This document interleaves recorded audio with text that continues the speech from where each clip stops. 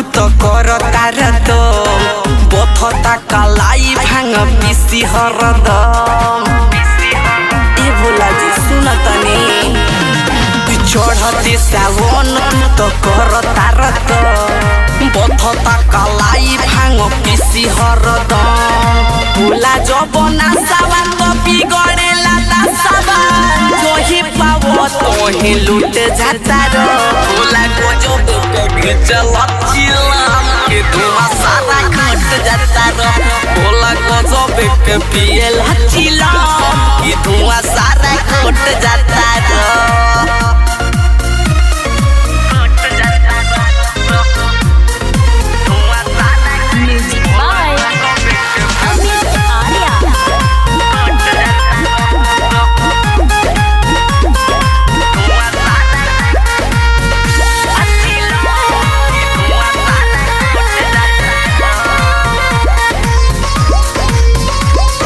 कई दिन से बाड़ना न होइले हो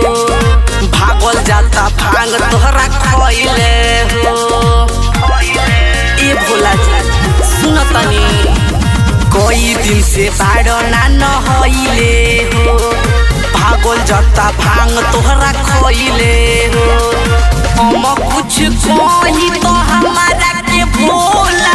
मीठी मीठी बतिया में फूट जाता रो तू तो गजब के खींचला चिला कि धुआं सारा फूट जाता रो भोला गजब के खींचला चिला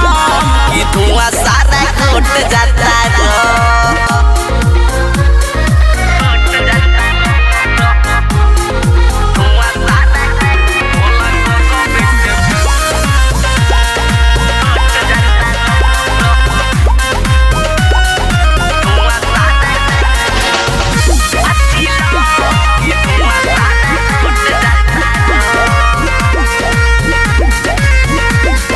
भसम भभूति तोहरा भावेला गुडू गुलजार भजन गावेला ए भोला जी सुन तनी भसम भभूति तोहरा भावेला सारा माटी पक भजन गावेला